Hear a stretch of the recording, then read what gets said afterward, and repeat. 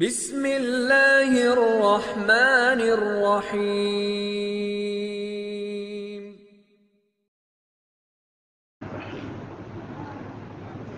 الحمد لله وحده الحمد لله وحده ثم الحمد لله وحده والصلاة والسلام على من لا نبي بعده والحمد لله الذي هدانا لهذا وما كنا لنهتدي لولا أن هدانا الله لقد جاءت رسل ربنا بالحق صلوات الله وسلامه على سيدنا محمد وعلى آله وصحبه وسلم تسليما كثيرا كثيرا. أما بعد، فأعوذ بالله من الشيطان الرجيم. بسم الله الرحمن الرحيم. والليل إذا يغشى والنهار إذا تجلى وما خلق الذكر والأنثى إن سعيكم لشتى فأما من أعطى واتقى وصدق بالحسنى فسنيسره لليسرى. قابل احترام ساتھیوں، بھائیوں، بزرگوں، اللہ جل جلالہ عم نوالہ کی نعمتوں کی تو کوئی حد ہی نہیں، کوئی گننا چاہے تو گن نہیں سکتا. یہ جتنے ہیں ہمارے جتنے ساتھی اس وقت یہاں ہیں، ان میں سے ہر ایک کا ایک ایک سانس لیتے ہیں نا، اندر جاتا ہے باہر، ہر سانس کتنا قیمتی ہے کہ سانس میں آدمی بڑے بڑے سودے اللہ سے بولتا نہیں، زبان نہیں ہلاتا، ہونٹ نہیں ہلاتا، سانس لے رہا ہے اور سانسوں میں اللہ سے معاملے کر رہا ہے. تو اللہ نے ہم پر تو بہت ہی کرم کیا ہے، بس اللہ کو پسند ہے. یہ تو خود اللہ پاک نے فرما دیا، حدیث قدسی ہے کہ اللہ پاک تمہاری صورت و شکلوں کو نہیں دیکھتے، تمہارے جسم و جثے کو نہیں دیکھتے، خاندان، قبیلہ، یہ وہ، اس کو نہیں. اندر کیا ہے، نیت کیا ہے، عزم و ارادہ کیا ہے، دلوں میں کیا ہے، اور سر سے لے کر پیر تک جسم کے اعضاء سے ظاہر ہونے والے اعمال. مال ہے تو مالی اعمال، جان کے اعمال، مال کے اعمال، اندر کی نیتیں اگر. اسی لیے جو ہمارے لیے نمونہ ہے، سب سے پہلا پکا ٹھکا نمونہ حضور پاک صلی اللہ علیہ وسلم کی ذات بابرکت. پھر آپ نے ایسا نمونہ تیار کیا صحابہ کی شکل میں. آپ کو یہ حکم دیا گیا کہ آپ کو اپنی ذات سے کرنا ہے اور اپنی حیات بابرکت ہی میں ایک ایسا مجموعہ تیار کر کے جانا ہے کہ جو اندر سے، باہر سے، ظاہر سے، باطن سے اللہ کی ذات کے ساتھ کے تعلق سے، اللہ کی مخلوق کے ساتھ کے برتاوے سے، اپنی ذات اپنے گھر سے لے کے عالم کے آخری کنارے تک وہ 100% آپ کے رنگ میں رنگا ہوا. حضور اکرم صلی اللہ علیہ وسلم کا فکر اب تو دائمۃ الفکر، ہمیشہ فکر میں ڈوبے رہتے تھے. متواصل الاحزان، غموں میں ڈوبے ہوئے مسلسل. لیکن یہ غموم و ہموم جو دنیا کو ہے، میری روٹی، میرا کاروبار، میرا یہ، میرا یہ، اللہ کے ہر بندے بندی کے پاس جو اللہ کی دی ہوئی جان اور مال اور صلاحیت ہے، وہ اس کے اپنے ہاتھوں برباد نہ ہو، کہ آدمی کی جان خود اس کے لیے وبال بنے، اس کا مال اس کے لیے عذاب بنے، اس کی اولاد، اس کی صلاحیتیں ایسی برباد ہوں کہ یہاں رہتے ہوئے ہی وہ اپنے نام جہنم اعلان کرا رہا ہو۔ اس لیے آپ دیکھتے ہیں یہ جو لوگ دنیا میں کمانے کے لیے جاتے ہیں، دبئی، قطر، مسقط اور یہ ان ملکوں میں، تو وہاں بیٹھے بیٹھے وہ اپنے نام زمینوں کے پلاٹ الاٹ کراتے ہیں، مکانات الاٹ کراتے ہیں، دکانوں میں اپنا حصہ ڈالتے ہیں، اپنا پرسنٹ ڈالتے ہیں۔ تو ایسے انسان اپنی جان، مال اور صلاحیتوں کو استعمال کر کے، اس لیے کہ جتنی چاہے چکاچوند ہو اور جتنی چاہے جو کچھ ہو، اصل آخرت ہے، اصل آخرت۔ اور ہر ایک کے لیے، جو آدم کا بیٹا، جو حوا کی بیٹی علیہ الصلوۃ والسلام، آخرت ہے۔ اب یہ اپنی خدا داد طاقتوں کو کہاں استعمال کرتا ہے؟ اسے اختیار دیا ہے اللہ نے۔ اس لیے حضرت مولانا ابراہیم صاحب دامت برکاتہم نے صبح کو کتنی صاف، کیسی دلوں میں اترنے والی باتیں کہ سب سے پہلے اپنی ذمہ داری کو سمجھنا ہے۔ اور ذمہ داری میں کون ہوں، میں کہاں ہوں اور میں کیوں ہوں۔ حضور اکرم صلی اللہ علیہ وسلم جب ہجرت کر کے مدینہ پاک تشریف لائے، وہاں خاندانوں میں لڑائی تھی اور بہت مرنا کٹنا سب ہو رہا تھا۔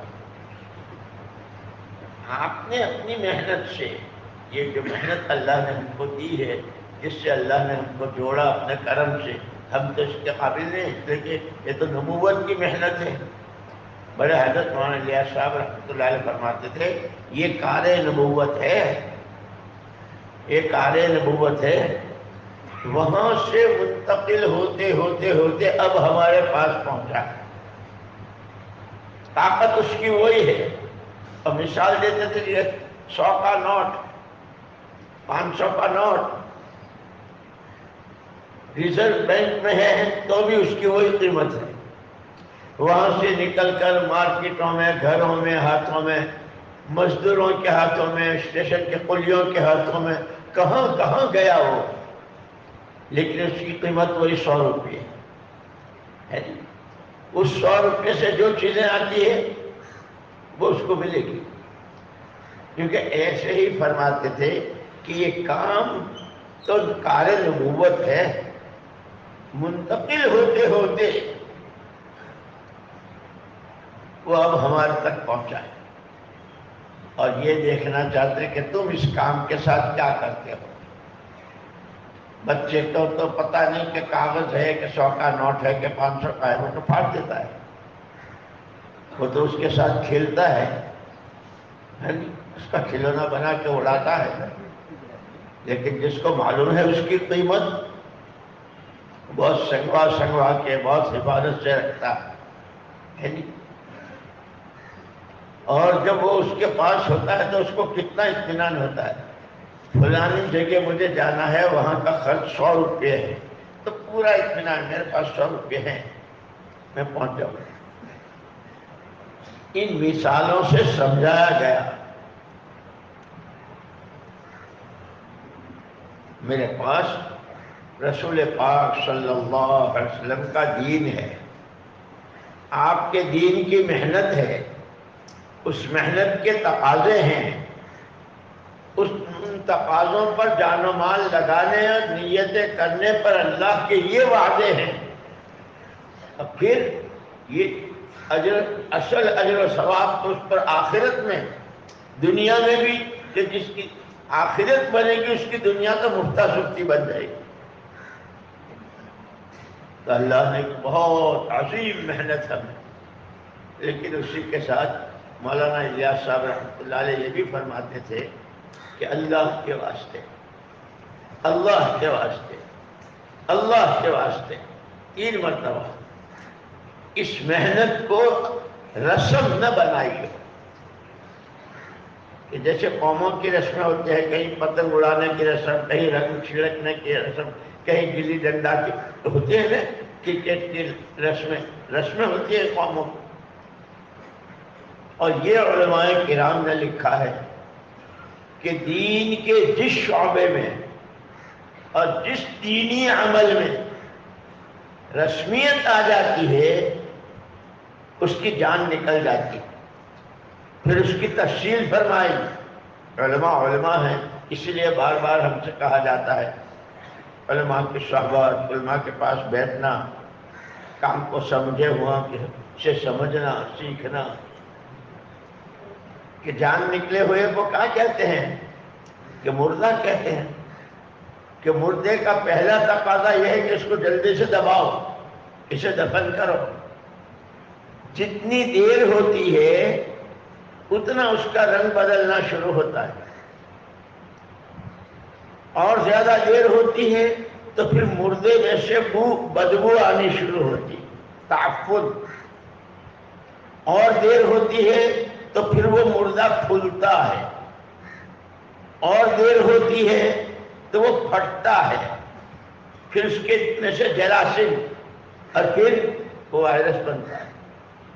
کہ اچھا خاصا آدمی گھر سے نہا دھو کر کے نکلا اور تھوڑی دیر میں چھچکتا ہوا، کیا ہوا؟ ڈاکٹر صاحب کو بتاؤ.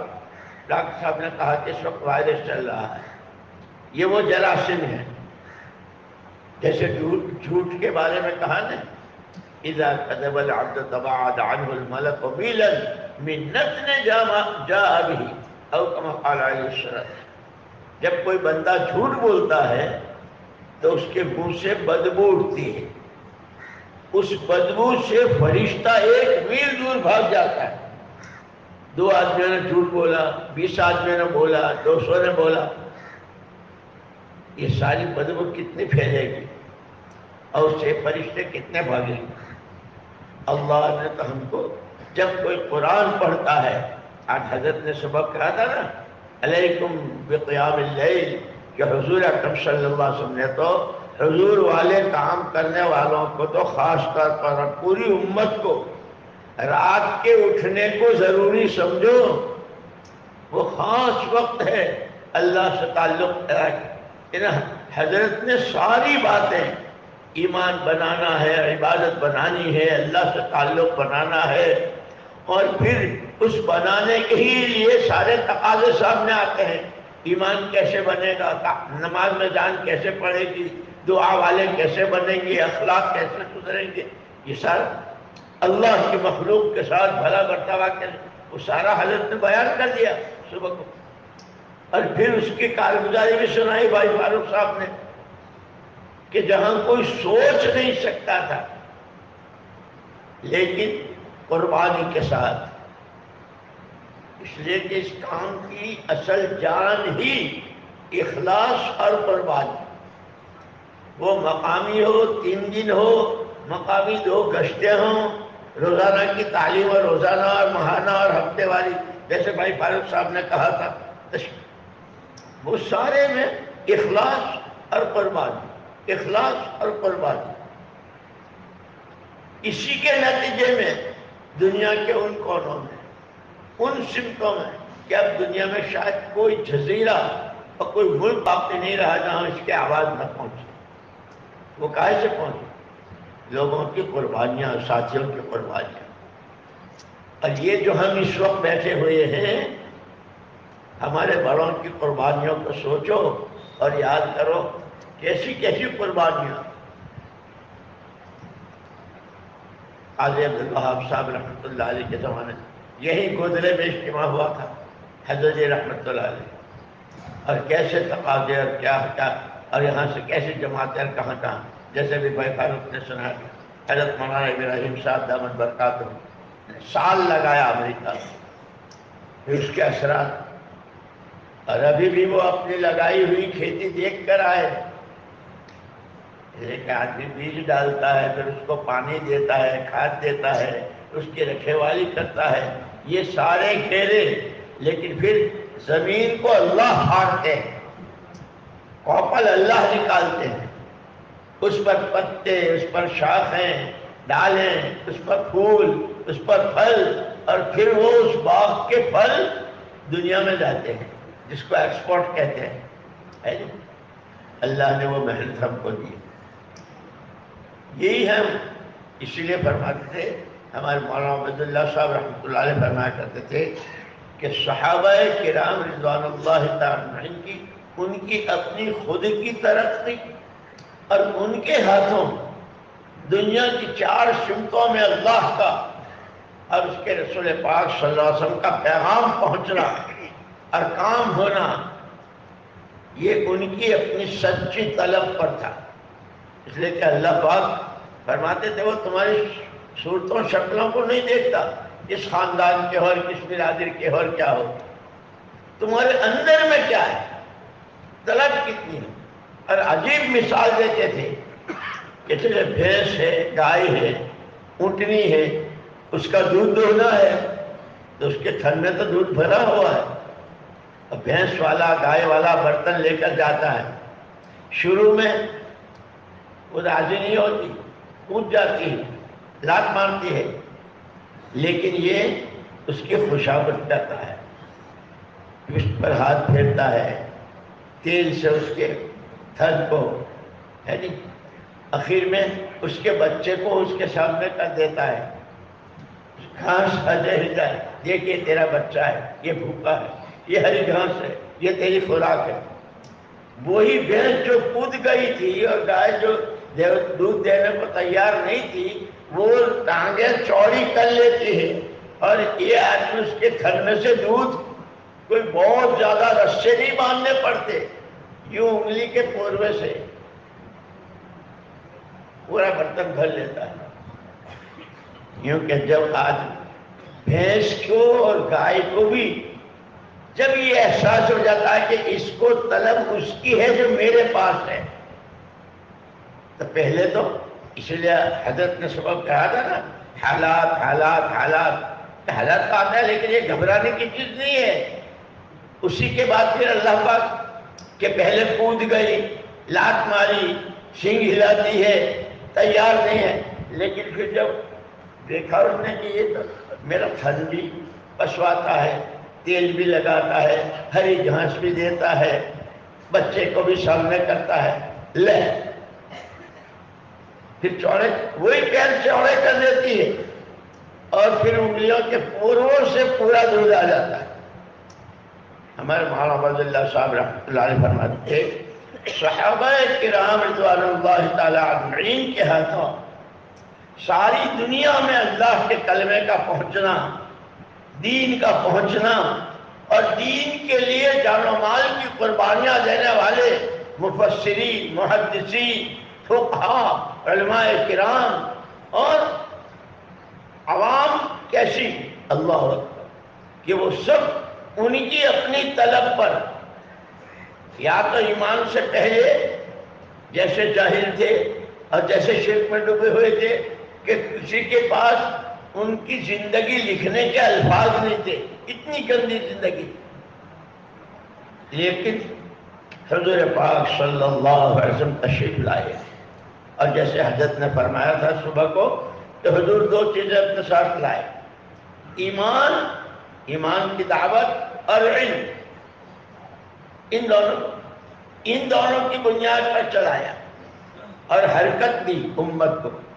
اس لیے کہ آدمی جس بنیاد پر حرکت کرتا ہے وہ چیز عام ہوتی ہے.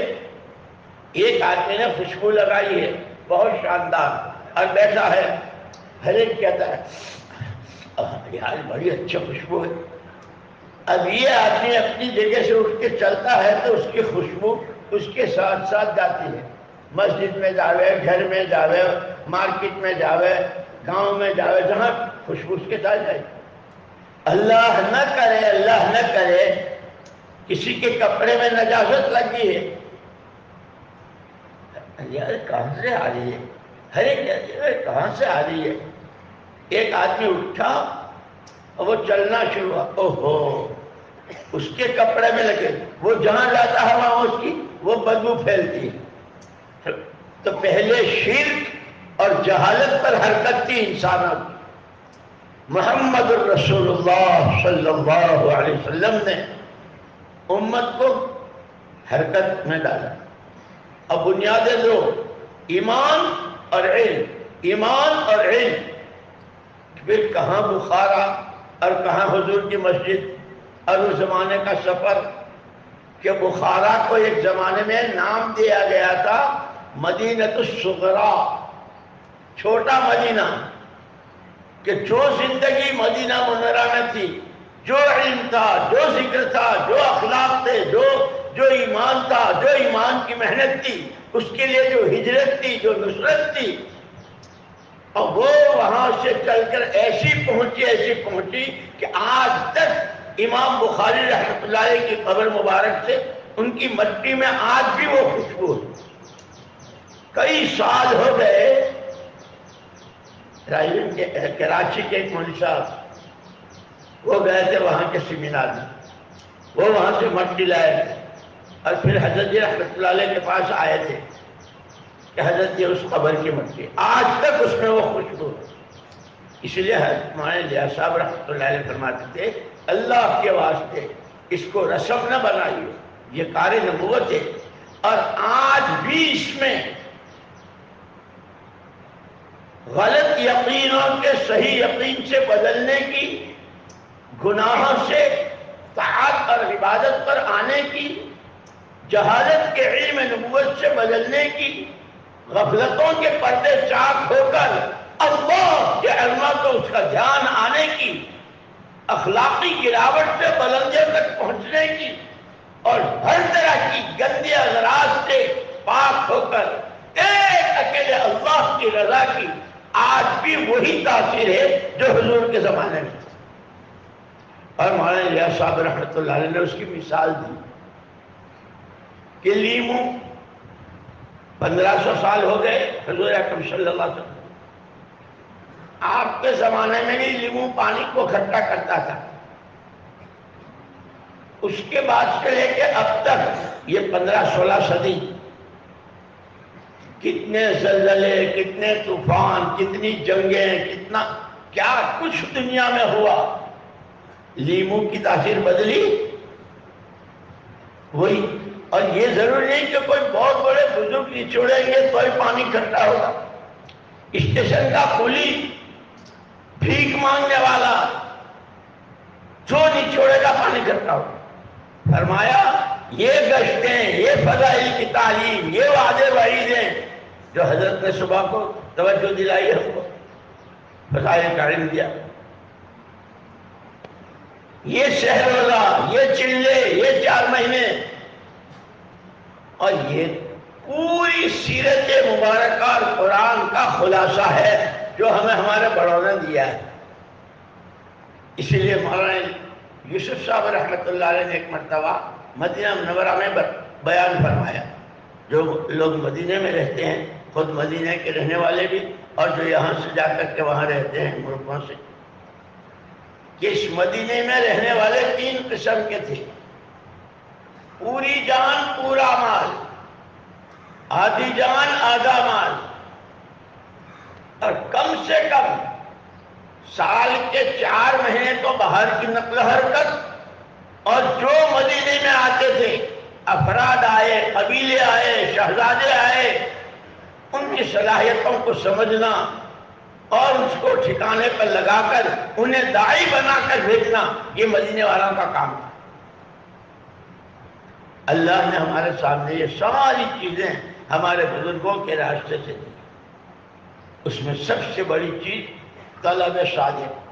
بعض مرتبہ ایسا ہوتا ہے دسترخوان لگا ہوا ہے، بہت قسم کے کھانے ہیں، لیکن ہاتھ نہیں بڑھتا. بھائی کھاؤ نا، بھائی کھاؤ نا، کھاؤ. بھائی جی نہیں چاہتا. جب اندر میں طلب نہیں ہوتی کھانے کی تو چاہے جتنی قسموں کے کھانے ہوں ہاتھ نہیں بڑھتا. جب اندر طلب ہوتی ہے تو پھر رات کا ہے کہ صبح کا ہے، کھچڑی ٹھنڈی ہے کہ گرم ہے نہیں، پھر باسی ہے کہ تازہ ہے، اس کو نہیں دیکھتا. کیونکہ ایسے ہی جب آدمی کے اندر دین کی طلب پیدا ہو جاتی ہے اس لیے بتلایا حضرت نے 3 ذمہ داریاں. سب سے پہلے اپنی ذات سے دیندار ہونا، جس کے کرنے کو اللہ نے کہا ہے اس کو کرنا، جس سے بچنے کو کہا ہے وہ کھانا کمانا ہو، پہننا اوڑھنا ہو، شادی بیاہ ہو، ساری تفصیلات بتلا دی، اس سے بچنا. اور یوں کہ یہ سب سے پہلے ایمان کا تقاضا ہے. اس لیے حضور نے فرمایا المؤمن لا یکذب، مومن کبھی کہ ایمان اور جھوٹ یہ ایک جگہ جمانے ہوتے ہیں. المؤمن لا یخدع ولا یخدع، ایمان اور دھوکہ کہ یہ ایک جگہ جمانے ہوتے. ایسا پورا ماحول بنایا تھا. اس لیے ہم کو بتایا کہ ہماری ذمہ داریاں سب سے پہلے ہر آدمی کی اپنی ذات کی، پھر اس کے ماحول کی. اور چونکہ عقیدہ ہے محمد الرسول اللہ صلی اللہ علیہ وسلم کے بعد دنیا میں کوئی نبی نہیں ہے. جو دعویٰ کرے وہ کذاب و دجال و جھوٹا ہے. عرفات کے میدان سے یہ ذمہ داری دی تھی کہ جو کچھ تم نے مجھ سے فلیبلغ الشاہد، جو کچھ تم نے سنا بتایا تو سو تک پہنچا. وہیں سے عرفات ہی سے نقد جماعتیں ایسی نکلی ہے، فارس میں، روم میں، افریقہ میں، جنگلوں میں، کہاں کہاں. اور پھر اللہ کا پیغام اور ایسا پہنچایا کہ اس عرفات کے میدان میں جو 2.25 لاکھ 2.25 لاکھ مختلف روایتیں ہیں جو صحابہ تھے، اکثر جو گئے وہ سب ملکوں میں جا کے دفن ہوئے، واپسی نہیں ہوئی. مدینہ منورہ کے قبرستان میں اس وقت کے صحابہ کی قبریں بہت کم، 10,000 قبریں ہیں سارے. کیوں کہ بات سمجھ میں آ گئی کہ کرنے کا کام تو یہ ہے. ہم جس پر اپنی جانیں لگا رہے ہیں، اپنا مال خرچ کر رہے ہیں، اس کا تو حساب دینا پڑے گا، کوڑی کوڑی کا حساب دینا پڑے گا. اس لیے یہ جو عزائم اور ارادے اور نیتیں ہیں، اب اس میں یہ سارا مجمع ہے. اس سے پہلے جس جوڑ میں ہم بیٹھے تھے اور جمع ہوئے تھے، اور اس وقت میں عزائم کو کہا گیا تھا، سب نے پرچے بنا کے دیے تھے. حلقے وار پرچے بنتے ہیں نا، پرچے بنا کے دیے تھے. اب یہ دیکھو کہ وہ تقاضے کتنے پورے ہوئے. اور دنیا میں بھی دیکھتے ہو، کسی کی دکان سے آپ مال لیتے ہو، 1 دفعے 2 دفعے 3 دفعے اس نے ادھار لیا، 4تھی دفعے میں جب مانگتے ہیں کہ بھائی صاحب دکان آپ ہی کی ہے، لیکن وہ جو پچھلا باقی ہے پہلے وہ ادا کر دیجئے، پھر نیا لے جائیے.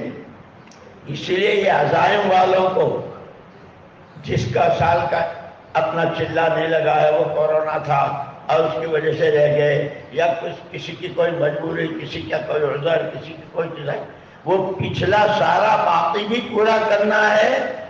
بھائی کسی کی نماز رہ جائے تو اس کی قضا ہے کہ نہیں ہے، اور روزے چھوٹ جائیں تو، کہ یہ محنت تو سارا دین، سارا ایمان، سارے عبادتیں، سارے روزے، ساری نمازیں، ساری زکاتیں، سارا حج، سب پوری امت میں جو جس سے جو متعلق ہو زندہ ہو جائے، اس کی محنت ہے. تو اس محنت کا جتنا بقایا ہے وہ بھی دینا ہے. اور آگے کے عزائم ارادے کہ 2 چیزیں حضرت نے بتائی صبح کو، ذمہ داریاں. سب سے پہلے اپنی ذمہ داری، پھر اپنے ماحول کی، کہ اس ماحول جیسے حضور اکرم صلی اللہ علیہ وسلم نے ہجرت کے بعد مدینہ منورہ میں جو ماحول تیار کیا تھا، ہر محلہ، ہر محلے کی ہر گلی، ہر گلی کا ہر گھر، اور ہر گھر کا ہر فرد، سب کی ایک ہی آواز. باغ والے ہیں، زمین والے ہیں، دکان والے ہیں، غریب ہیں، امیر ہیں، وہ بھی سارے وہاں تھے، لیکن سب کی ایک ہی آواز، ہم جو کچھ ہیں وہ بعد میں ہیں. بیویوں کے شوہر بعد میں ہیں، اولاد کے باپ بعد میں ہیں. اولاد کہتی ہے کہ ہمارے ماں باپ بعد میں ہیں. سب سے پہلے ہم بندے اللہ کے ہیں، اور اسی سانس امتی نبی کے صلی اللہ علیہ وسلم۔ بندے ہونے کے ناطے اللہ کے حکموں والی زندگی، اور وہ حکم نہیں سمجھا جائے گا جب تک کہ نبی کے طریقے پر نہ ہو۔ اس لیے امتی ہونے کے اعتبار سے نبی کا کام ہمارا کام، نبی کا غم ہمارا غم، نبی کے آنسو ہمارے آنسو، نبی کی سوچ ہماری سوچ، نبی کی کڑن ہماری کڑن، نبی کا مسکرانا ہمارا مسکرانا، نبی کا رونا، کہ پورا ماحول جو آتا تھا وہ کہتا تھا بہت دیکھے، لیکن ایسے نہیں دیکھے جیسے محمد صلی اللہ علیہ وسلم کے آدمی۔ اللہ پاک نے صدیوں کے بعد ہم کو ہماری طرف کرم کا ہاتھ بڑھایا۔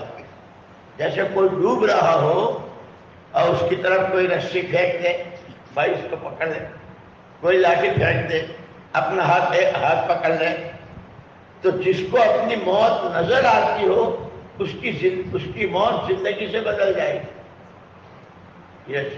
یہ اس وقت میں یہ جو کام ہے اور اس کے جو تقاضے ہیں مقامی بیرون کے ملکوں کے، ابھی جو بھائی فاروق صاحب نے جو کارگزاری سنائی کہ پہلے کیا حال تھے، سن 80 میں جب امریکہ کا اجتماع ہوا اور اس سے پہلے حضرت مولانا نے وہاں سال لگایا، اور اس سے پہلے کے کیا حالت کوئی سوچ نہیں سکتا تھا، لیکن ابھی انہوں نے بتایا 4 مہینے والے کتنے اور چلے والے کتنے، اور علماء کیسے، اور تعلق کیسے، اور مدرسے کیسے، اور کیا۔ ابھی لندن میں ایک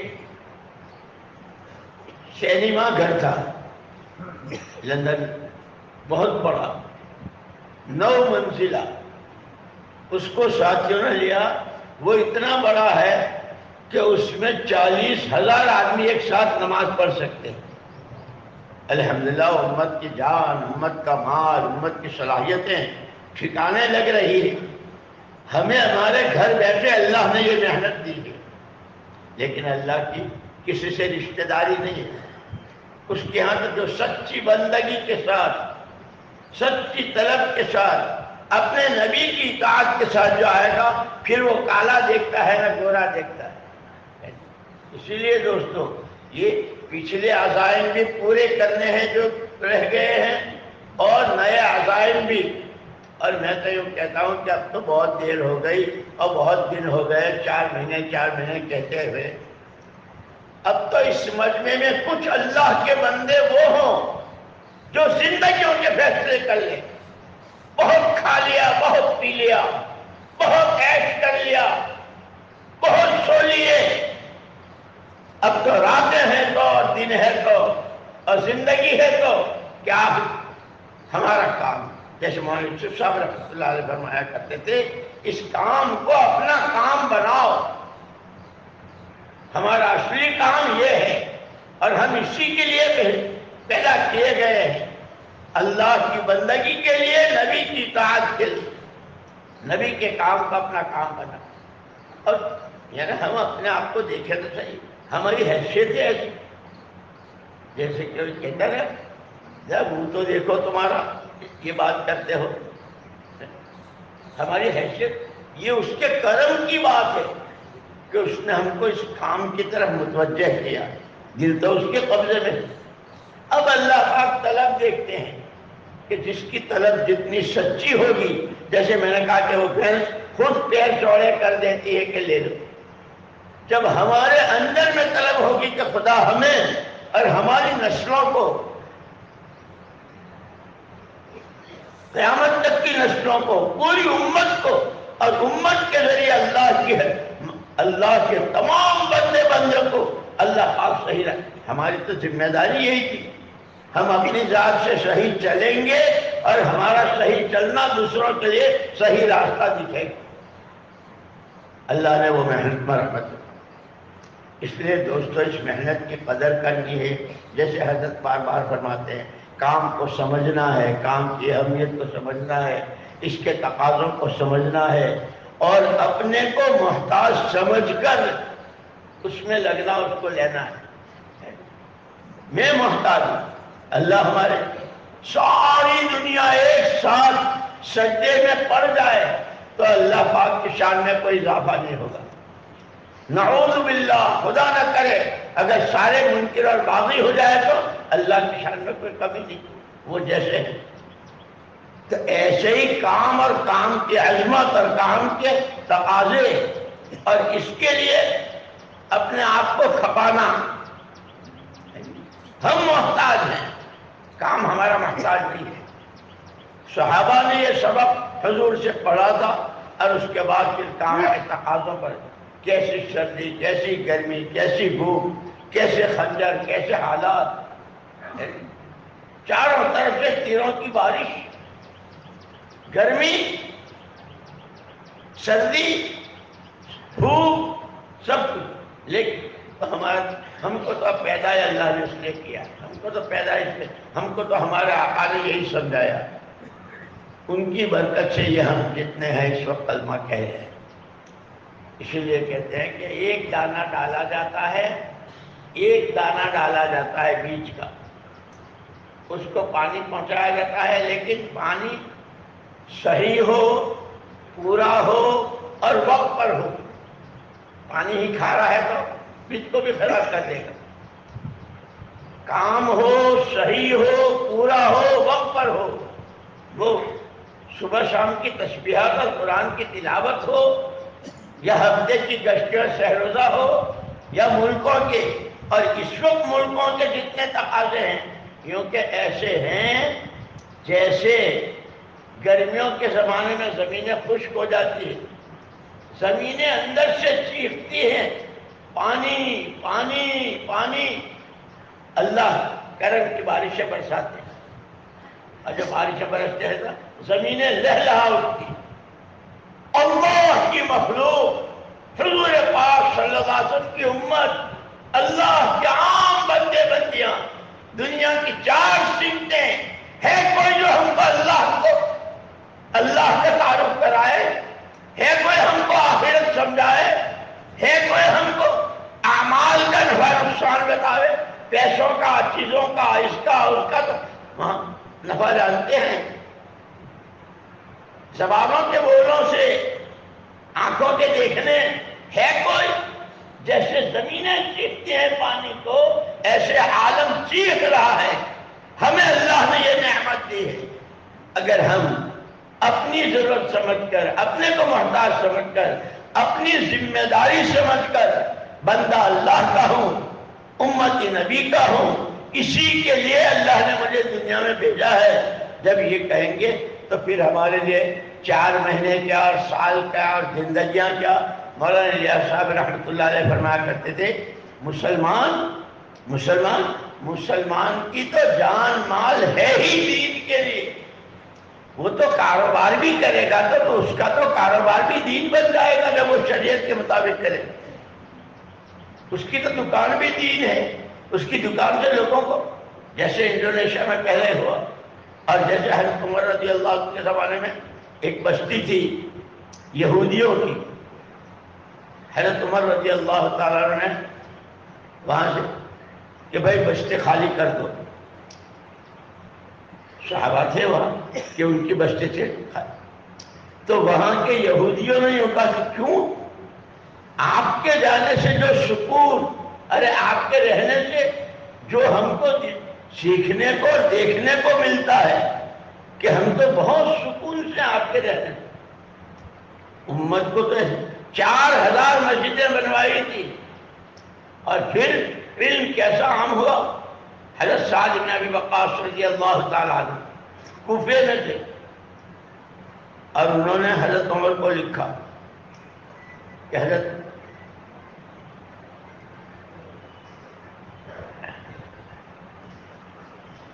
ان کو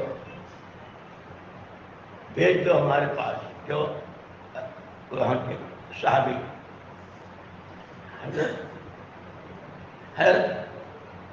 حضرت عبداللہ بن مسعود کو چاہا، تو حضرت عمر رضی اللہ تعالیٰ نے جواب میں یہ کہا کہ ان کے علم کی تو مجھے ضرورت ہے، لیکن تمہاری وجہ سے میں اپنے پر تمہیں ترجیح دے رہا ہوں۔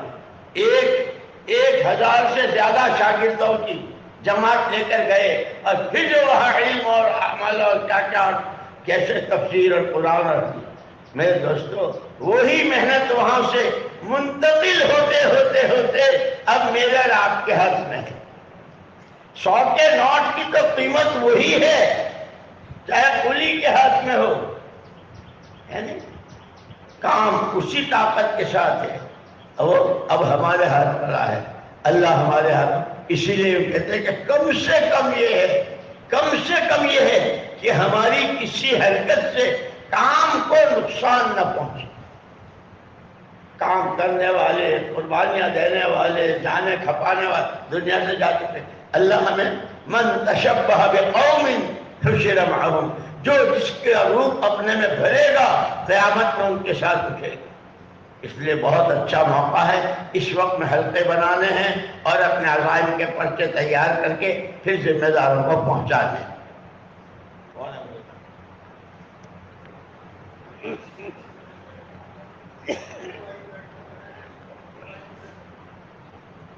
یہاں والوں میں سے کوئی ہے؟